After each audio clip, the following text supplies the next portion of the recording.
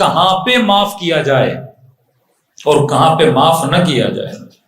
اسلام کا حکم ہے غیبت کرنا حرام ہے، لیکن کئی جگہوں پہ غیبت کرنا ثواب ہے۔ غیبت کرنا اسلام میں کیا ہے؟ حرام ہے۔ یہاں تک بتا دیا کہ بعض اوقات معصومین جو مثالیں دیتے ہیں وہ مثالیں جسمی مثالیں ہوتی ہیں تاکہ انسان کو کسی فعل کے برے ہونے کا احساس ہو جائے، لیکن ایک جگہ پہ غیبت ثواب ہے۔ کس جگہ پہ؟ ایک بندہ ہے، اس کی بیٹی کے لیے ایک رشتہ آیا ہے کسی جوان کا، اب آپ اپنے دوست سے اس کے محلے میں چلے گئے، بھائی فلاں رشتہ آیا ہے، آپ جانتے ہو فلاں بندے کو؟ کہ میں جانتا ہوں۔ وہ لڑکا کیسا ہے؟ اب یہاں پہ بندہ بولے غیبت کرنا کیا ہے؟ حرام ہے۔ بولے نہیں میں تو حسن ظن رکھوں گا، بڑا نیک بچہ ہے، بڑا نمازی بچہ، اور کل پتا چلے وہ نہ نمازی تھا نہ نیک تھا۔ ایک آدمی بزنس کرنا چاہتا ہے، اگلے بندے کو پارٹنر بنانا چاہتا ہے، وہ آپ کے محلے میں رہتا ہے، اب یہ آپ کے آ کے پوچھتا ہے کہ فلاں بندہ کیسا ہے، امین ہے کہ نہیں، مال میں خیانت تو نہیں کرتا، صادق الوعد ہے کہ نہیں۔ اب یہاں پہ بندہ کہے کہ غیبت کرنا کیا ہے؟ حرام ہے۔ نہیں، یہاں بتانا تیرے اوپر لازم ہے تاکہ اس کے مال کو نقصان نہ ہو، تاکہ اس کی بچی کی زندگی بچ جائے۔ تیسرا کہاں پر؟ اگر کوئی مظلوم تیرے پاس آئے، بیٹا مار دیا کسی نے، بیٹی کی ساتھ زیادتی کی کسی نے، بیٹے کے ساتھ زیادتی کی کسی نے، اگر یہ مظلوم اپنا درد سنائے تو اس کو یہ نہ کہا کرو کہ غیبت نہ کرو۔ فرماتے اب اس کے دل کے درد کو سننا بھی کیا ہے؟ ثواب ہے، کیونکہ مظلوم کی آہ سننا ثواب ہو جاتا ہے۔ تو حکم اسلام کہ معاف کرو، یعفو یصفحوا حتی یغفر اللہ لکم، معاف کرو، بخشو، واللہ یحب المحسنین، خدا احسان کرنے والوں سے محبت کرتا ہے۔ ملتا ہے امام زین العابدین علیہ الصلوۃ والسلام، مولا وضو کر رہے تھے اور کسی نے اوپر سے امام کے لیے، کوئی غلام تھا مولا کے لیے پانی لا رہا تھا، اب لاتے لاتے اس کے ہاتھ سے وہ چیز چھوٹ گئی، اور جیسے چھوٹی امام کے سر مبارک پہ آ کے وہ چیز لگی، اب مولا کے سر سے خون جاری ہوا۔ اب غلام کوئی غلطی کر لے تو انسان کو غصہ تو آتا ہے، سر پہ خون جاری ہو گیا۔ اب غلام بھی کیونکہ مکتب علی کا تھا، اسے پتا تھا کہ اہل بیت سے کلام کیسے کرنا، اس نے فوراً کہا والکاظمین الغیظ، خدا ان سے بڑا پیار کرتا ہے جو اپنے غصے کو پینے والے ہوتے ہیں۔ امام نے کہا میں نے تیری غلطی کو کیا کیا؟ معاف کیا۔ پھر کہا عافین، خدا معاف کرنے والوں کو، بخش کرنے والوں کو بہت پسند کرتا ہے۔ امام نے فرمایا کہ میں نے تجھے آزاد بھی کر دیا۔ یہ سیرت اہل بیت ہے کہ اگر تیرے اندر بخشش کا حوصلہ نہیں ہے، کسی کو معاف کرنے کا حوصلہ نہیں ہے، تو اہل بیت کا چاہنے والا کیسا ہو سکتا ہے؟ اگر کوئی تیری ذات سے بہترامی کرے، آقا کاشف الغطا کے واقعات میں نے کل آپ کو بتایا، چہرے پہ لعاب دہن پھینکا لیکن قبلہ نے معاف کر دیا کیونکہ ذات کی بہترامی تھی۔ لیکن معصوم فرماتے ہیں 3 لوگوں کو معاف نہ کیا کرو، بخشش ہے پر 3 لوگوں کے لیے بخشش نہیں ہے، اور یہ 3 برائیاں معاشرے میں بہت زیادہ پائی جاتی ہیں۔ بولا کون سے؟ فرمایا العفو للمقر لا للمصر، 2 لفظ یاد رکھیے، بخشش مقر کے لیے ہے، مصر کے لیے نہیں ہے۔ مقر کون؟ بندہ غلطی کرے آ کے معافی مانگے، اللہ کہتے معاف کرو۔ فتح مکہ کے بعد بیویوں نے معافی مانگی، اولاد نے معافی مانگی، رسول نے کہا اے حبیب ان کو کہو کہ بخش دیں۔ جنگ کربلا میں امام حسین نے اس کے پاؤں کاٹ دیے، مولا کو کہنے لگا مولا مجھے نہیں پتا تھا آپ اتنے طاقتور ہیں۔ حسین نے کہا واپس چلا جا، میں نے تجھے معاف کیا۔ معافی مانگے تو بخشو، کیونکہ مقر ہے، اقرار گناہ کرے، آپ کو آ کر بولے کہ مجھ سے خطا ہوئی، میں نے آپ کے پیسے کھائے، میں نے آپ کے ساتھ زیادتی کی، میں نے آپ کو گالی دی، میں نے آپ کی توہین کی، میں نے آپ کی غیبت کی، بندے خدا معافی مانگنے آیا ہوں، تو چھٹے ماں فرماتے معاف کرو، اگر معاف نہیں کرتے تو ہمارے شیعہ نہیں ہوں۔ لیکن لا للمصر، ایک بندہ غلطی بھی کر رہا ہے پر غلطی کا اسے احساس بھی نہیں ہے، آپ کو گالی بھی دے، آپ کی توہین بھی کرے اور بولے جو کرنا ہے کرو، میں تو کرتا رہوں گا، ایسے بندے کے لیے معافی نہیں ہے۔ معافی اس بندے کے لیے ہے جو معافی مانگے، معافی اس بندے کے لیے نہیں ہے جو اپنے گناہ پہ کیا کرے، اصرار کرے۔ جنگ بدر میں ایک شخص رسول خدا کے مقابلے میں آیا، رسول کے ساتھ جنگ لڑی، اور جیسے جنگ ختم ہوئی اس کے بعد آیا، پاؤں پکڑ لیے، اے حبیب خدا، اے رسول خدا، غلطی ہو گئی، اب آپ کے ساتھ نہیں لڑوں گا، اب دشمن اسلام نہیں بنوں گا، بس آپ مجھے معاف کر دیں، میری جان کو بخش دیں۔ نبی نے کہا ٹھیک ہے، اگر تو معافی مانگ رہا ہے معاف کر رہا ہوں، لیکن یاد رکھنا پھر غلطی نہ کرنا۔ پھر جنگ احد ہوئی، معاف کیا، پھر جنگ احد میں آیا، پھر رسول خدا کے مقابلے میں آ کے کھڑا ہو گیا۔ اب جب اسلام کے سپاہیوں نے اسے پکڑا اور رسول کے پاس لے کر آئے، پھر سے وہی ڈرامے بازی شروع کر دی۔ اے رسول خدا، غلطی ہو گئی، تو رحمت للعالمین ہے، مجھے معاف کر دے۔ نبی نے کہا نہیں، تجھے منع کیا تھا مصر نہ بننا، گناہ ایک بار اللہ بھی معاف کرتا ہے، اگر تو بار بار اس خطا کو کرے گا اور پھر بار بار آ کے تو ڈرامے بازیاں کرے گا کہ میں پھر گناہ نہیں کروں گا، نبی نے کہا اسے سزا دو، کیونکہ یہ کیا ہے، مصر ہے۔ خدا اصرار کو پسند نہیں کرتا، یہ عربی اصرار ہے، اردو والا نہیں ہے۔ امام رضا علیہ الصلوۃ والسلام فرماتے ہیں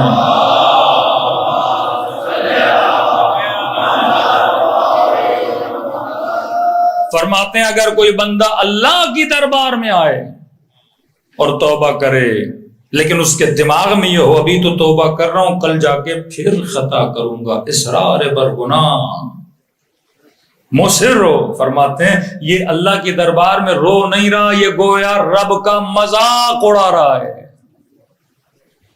اور اللہ ایسے بندوں کو اور کڑی سزا دیتا ہے۔ تو مصر کے لیے معافی نہیں ہے، مقر کے لیے معافی ہے۔ قیامت کے دن آواز آئے گی نا، کہاں ہیں توبہ کرنے والے، کہاں ہیں رب کے دربار میں رونے والے۔ توبہ بھی دو طرح کی، قابل قبول توبہ توبۃ النصوح ہے، اور مقر تھا، مصر نہیں تھا۔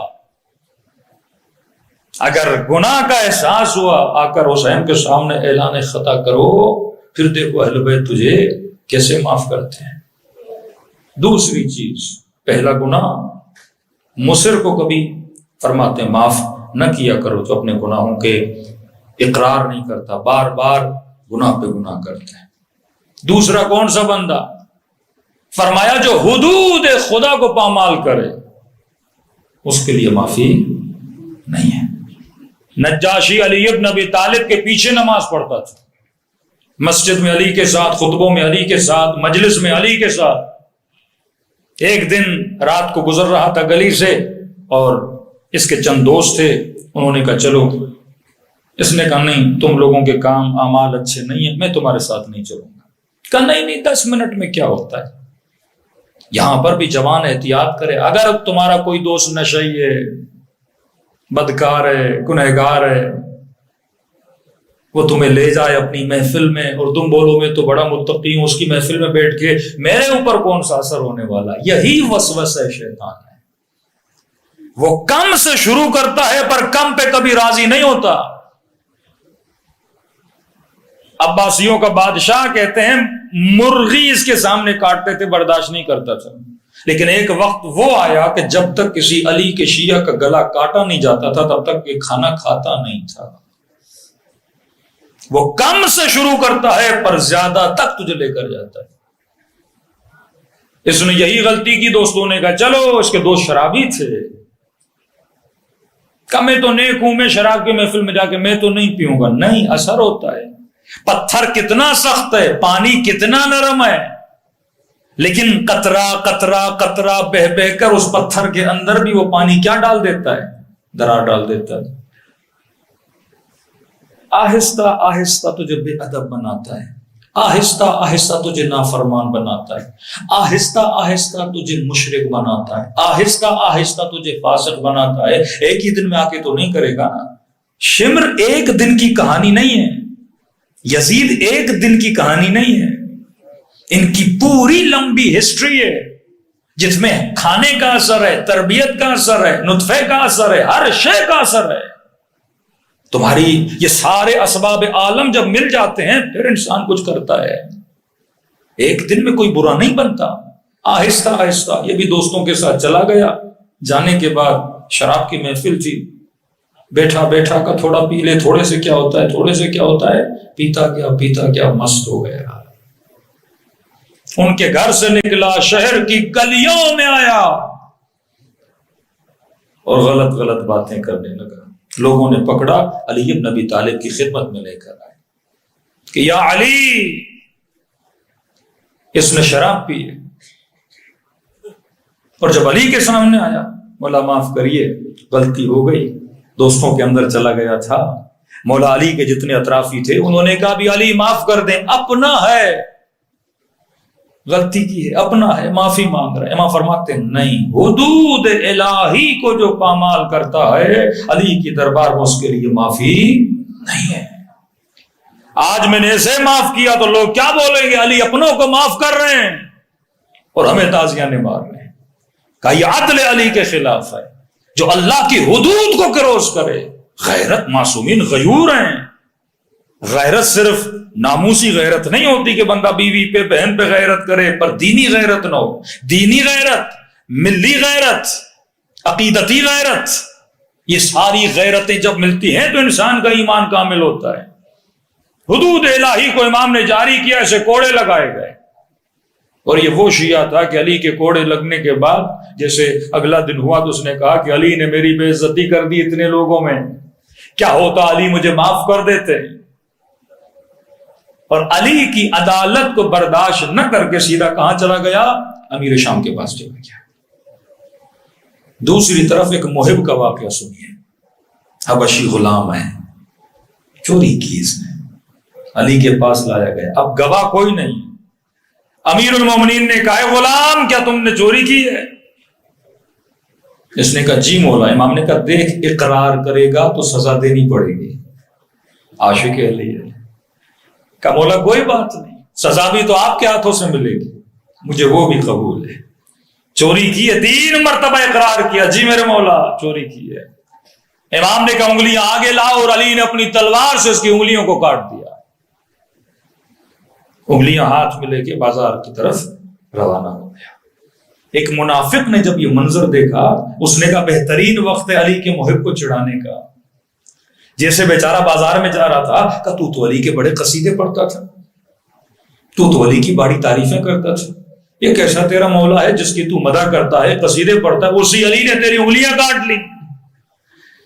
اس نے جیسے دیکھا کہ یہ اس بات پہ مجھے بار بار تنگ کر رہا ہے کہ علی نے تیری انگلیاں کاٹی، علی نے تیری انگلیاں کاٹی، تو علی کے قصیدے پڑھتا تھا، یہ چاہتا تھا کہ میں اسے اتنا ورغلاؤں کہ یہ علی کے خلاف بات کرنے لگے.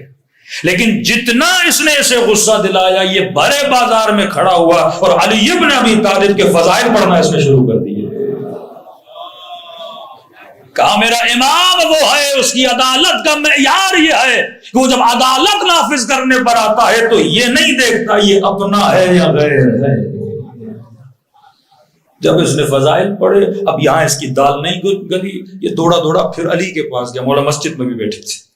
کہ یا علی عجیب بندہ ہے، تو نے انگلیاں کاٹی ہے اور تیری تعریفیں کیے جا رہا ہے. امام نے کہا کیا؟ میرے قصیدے پڑھ رہا ہے. کہا یا علی تیرے قصیدے پڑھ رہا ہے. حبیب ابن مظاہر کو بی بی زینب نے کہا بھیا حبیب.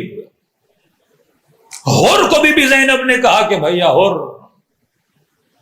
حبیب بازار میں جا رہے ہیں، نگاہ مسلم ابن اسجا پہ پڑی.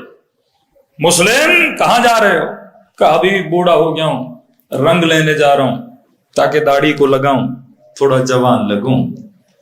حبیب نے کہا کہ مسلم ایسی جگہ پہ لے جاؤں جہاں پہ اپنی داڑھی کو خون کا رنگ کرے، نہ مٹنے والا رنگ جو تجھے ہمیشہ جوان کرتے. مسلم کا ہاتھ پکڑا، کہاں لے گئے؟ کربلا لے گئے. یزید ابن سمیت بصرے کا رہنے والا، 2 بیٹے عبداللہ عبید اللہ، نام یزید ہے، کام علی والے ہیں. سیرت علی، اصل علی ابن ابی طالب. کربلا میں 3 سے 4 یزید نامی ہیں جو شہید ہوئے ہیں. 2 بیٹے بھی لیے، خود بھی کیا، 7 لوگ اس نے جمع کیے اور امام حسین کی مدد کے لیے کربلا پہنچا. اور جب مولا کے پاس آئے توبہ کر کے تو امام حسین نے کہا بھیا اور. سیدہ زینب نے کہا بھیا اور. اب سن اس غلام کا واقعہ. جب اس نے قصیدہ پڑھنا شروع کیا نا، کٹی ہوئی انگلیاں ہاتھ پہ رکھ کے، امام علی نے حسن کو کہا کہ بیٹا حسن، ہاتھی عمک الاسود، حسن اپنے چچا کو لے کر آ، جس کی انگلیاں علی نے کاٹی ہیں۔ جب یہ کردار امیر الگناہ کیا تھا نا، مقر تھا، سزا ملی، پھر بھی علی کے دامن کو نجاشی کی طرح نہیں چھوڑا۔ امام نے کہا آتی امک الاسود، اپنے چچا کو لے کر آ۔ اب یہ بیچ بازار میں رو رہا ہے، لوگ اس کا مذاق اڑا رہے ہیں کہ علی نے انگلیاں کاٹی ہیں، عجیب بندہ ہے، پھر بھی علی کی فضیلت پڑھ رہا ہے۔ امام حسن گئے، بڑے پیار سے اس کو مسجد میں لے کر آئے۔ امام نے فرمایا بھائی حق، میں کیا سن رہا ہوں، میں نے تیری انگلیاں کاٹی، پھر بھی تو علی کے فضائل پڑھ رہا ہے، ایسا کیا ہے؟ کہنے لگا مولا واللہ قد خالت حبک لحمی و دمی، خدا کی قسم اگر جسم کے ٹکڑے ٹکڑے بھی کر دو پھر بھی فضائل پڑھوں گا، کیونکہ تیری محبت میرے خون میں اور گوشت میں ملی ہوئی ہے۔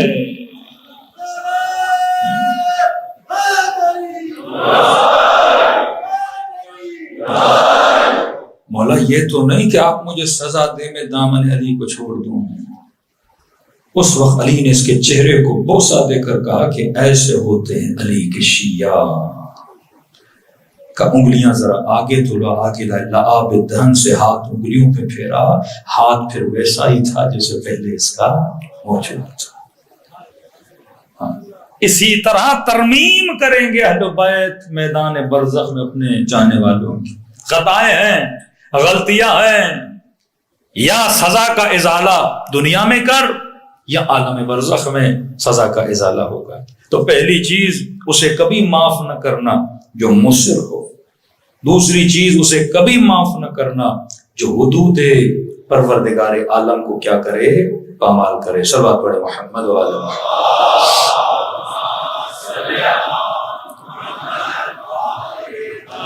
پہلی نشانی، اگر کوئی مصر ہو اسے معاف نہ کرو، وہن مذہب کرے، توہین مذہب کرے۔ ہمارے یہاں معافی نہیں ہے توہین مذہب کی، توہین مکتب کی، فساد پھیلانے والوں کی۔ تیسری چیز فرماتے لا ينبغي للمؤمن، مومن کبھی بھی اپنے نفس کی توہین کو معاف نہ کرے۔ ایک بندہ بار بار آپ کی توہین کرے چار لوگوں کے سامنے، معافی نہیں مانگ رہا، توہین کر رہا ہے، توہین کر رہا ہے، توہین کر رہا ہے، فرمایا نہیں، یہ قابل معافی نہیں ہے۔ حدیث معصوم ہے، فرماتے مومن کبھی بھی ایک سوراخ سے دو بار ڈسا نہیں جاتا۔ بندہ خدا ہے، ہاں بھائی تم فلاں بندے کے ساتھ کیوں گھوم رہا ہے، اس نے تو آپ کی توہین کی تھی، یہ تو آپ کا مال کھا گیا، یہ تو چار لوگوں میں آپ کو بدنام کر رہا تھا، پھر بھی اسی کو ساتھ لے کے گھوم رہے۔ بولے نہیں نہیں، معاف کرنا ثواب ہے۔ بندے خدا یہاں معاف نہیں کرنا، جو آپ کی توہین کرے، جو آپ کو بدنام کرے۔ امام جعفر صادق علیہ الصلوۃ والسلام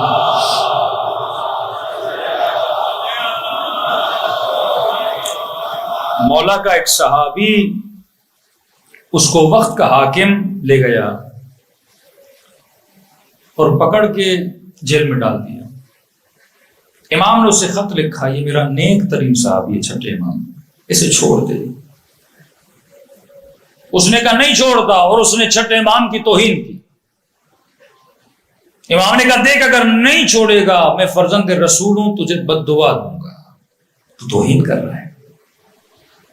کہنے لگا فرزند رسول ہیں تو ہیں، آپ ایسے بول رہے ہیں جیسے آپ کی بد دعا مجھے لگ جائے گی۔ امام خاموش رہے۔ اگلے دن امام کو پتا چلا اس نئی نے اس کو پھانسی دے دی، مار دیا مولا کے صحابی کو۔ یہ مولا کا صحابی کہتا ہے امام فوراً سجدے میں چلے گئے اور جا کر کہنے لگے العجل العجل العجل، خدایا جلدی اسے سزا دے، جلدی اسے سزا دے، جلدی اسے سزا دے۔ کہ ابھی امام نے 3-4 بار العجل بولا تھا ہی نہیں، وہ جس گھر میں بدبخت رہتا تھا اس کے گھر سے رونے کی آوازیں بلند ہو گئی۔ دوڑے دوڑے گئے، کیا ہوا کا پتہ نہیں، اچانک اس کی سانس گھٹی اور گلا دبا اور وہیں پہ اس نے جان دی اور مر گیا۔ اہل بیت بھی توہین کو اس طرح برداشت نہیں کرتے تھے۔ حکم دے رہے ہیں اے شیعہ عباس عباس کیوں بنے؟ اصولوں کی وجہ سے عباس عباس۔ 12 کہہ رہا ہوں کربلا چلے جاؤ، 2 تجھے سونے کے گنبد نظر آتے ہیں، ایک امام کا روزہ ہے، ایک غیر امام کا روزہ ہے، لیکن دیکھنے سے ایسے لگتا ہے دونوں اماموں کے روزے ہیں۔ کبھی سوچا کہ اتنی فضیلت خدا نے غازی عباس کو کیوں دی؟ جعفر بھی تو حسین کے بھائی تھے، اتنا مقام غازی عباس کو کیوں ملا؟ وہی بات، ادب کی وجہ سے، احترام کی وجہ سے۔ بے ادب لوگ کبھی ترقی نہیں کرتے۔